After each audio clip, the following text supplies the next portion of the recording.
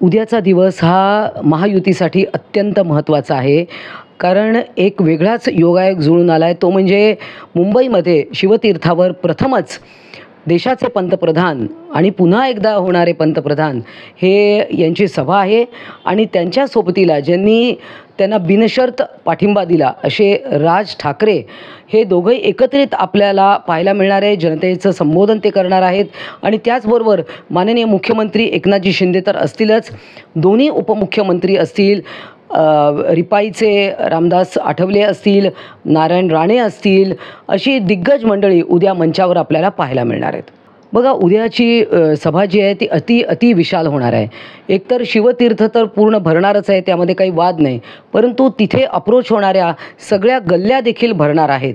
कारण विक्रमी अशी ही सभा होणार आहे. 2 लाखाच्या आसपास उद्या जनता तिकडे येईल. केवळ कार्यकर्ते तर आहेतच, सर्वपक्षीय कार्यकर्ते तर आहेतच, महायुतीतले सर्व घटक. परंतु माननीय नरेंद्र मोदी यांची पहिल्यांदा सभा शिवतीर्थावर होत आहे. अनन्यसाधारण असे या गोष्टीला महत्त्व आहे. ऐतिहासिक सभा आहे आणि तशीच ती दणक्यात होईल. पैसे घेणं ज्यांना माहिती आहे ते अशा प्रकारची भाषा करत असतात.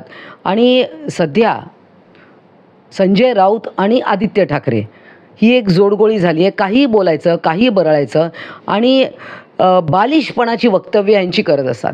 मला सांगा, जेव्हा असे मोठ्या व्यक्तींची रॅली असते, रोड शो असतो, सभा असतात, त्यावेळेस स्वाभाविकपणे या सगळ्या सिस्टीमवर ताण होतात. जेव्हा उद्धव ठाकरे हे वर्षा बंगला सोडून मातोश्रीवर येत होते तेव्हा देखील ट्रॅफिक डायव्हर्जन झाले होते, रस्त्यात लोकांचा खोळंबा होतो. अर्थात याचं आम्ही कुठे समर्थन करत नाही, परंतु अशा प्रकारचे आरोप करत राहायचे आणि आपल्या बुद्धीची किती त्यांची झेप आहे हे दाखवत राहतात. आणि काल तर नरेंद्र मोदींना बघायला, एक क्षण त्यांचं दर्शन घ्यायला सुद्धा लाखो लोक तिकडे काल त्या LBS रोडवर होते. त्यामुळे संजय राऊत आणि आदित्य ठाकरे यांनी त्यांच्या रोड शोमध्ये असं एखादं तरी चित्र दाखवा की तिकडे लोकांची गैरसोय नाही झाली आहे.